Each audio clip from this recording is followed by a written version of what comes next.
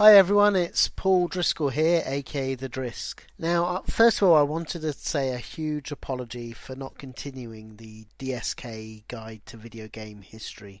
I've tried to do another episode a couple of times, but I just find it next to impossible being able to record all the footage I need once you start getting into the later systems, and also having the time to do it. Plus, if I'm truthful, I do find the recent eras less interesting to cover personally. But I have been a busy boy, and I just wanted to do this quick video to tell you about some of the other things that I've been doing in the meantime. So, first thing I wanted to mention is I've put together some free ebooks called Amiga, an Encyclopedia, where I've done 2 volumes covering every single Amiga game to date with all the box art, etc. Now, it's a massive project, and I've only really just started my way through it, so therefore I'm only up to the letter B, but that is 2 massive volumes for people to enjoy. But I wanted to say some exciting news of what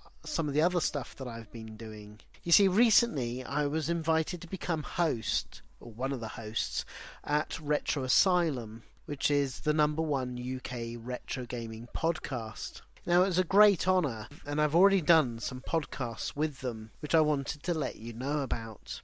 The first podcast that I was involved with was an episode about Psygnosis. This is where we go through all of their games and cover all the history of Psygnosis. And if that wasn't enough, I actually put together a free ebook that covers every single Psygnosis game that they ever released, and I've tried to tell their entire history. Now, considering that Psygnosis were the publisher behind things like DMA Design that became Rockstar North, and also many other developers like Bizarre Creations, so they really are an important developer, and I think the podcast went really well, and the free ebook is I think very interesting reading. Now, recently I did another podcast where I interviewed John and Steve Pickford. Now, these were the guys behind such classics as Feud, Zub, 180, Plock, Wetrix, and even NES games like Wizard and Warriors 2 and 3, to name but a few. Now, it's quite rare to get a recorded interview with these guys, and so I was really honoured to be able that they took the time to do an interview with me. They were real gents as well, being funny and full of great stories, so the interview really is quite fascinating listen, even if you don't actually know them personally.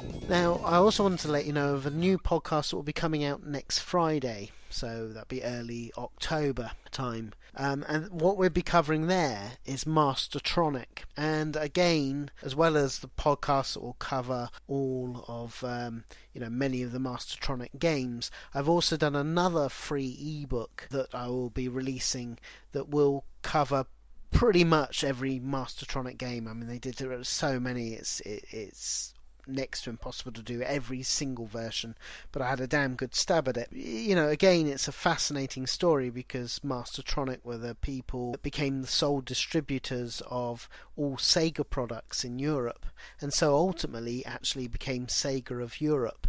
So it really is a fascinating story to behold. Now, moving forward, I'm also working on another project where I'm actually at the moment putting together another free ebook covering Gremlin, another brilliant studio which I have a lot of time for and that has a lot of history. Anyway, I'd love for you to take the time, if you could, and see some of the stuff that I've been putting together. It's all free. It's just nice if people take the time and sort of it makes it all worthwhile if people spend the effort looking at what you produce. So I hope to see you on the retroasylum.com, and also see you on the forums there. Just look out for The Drisk and just say hi. I'd love to talk to you.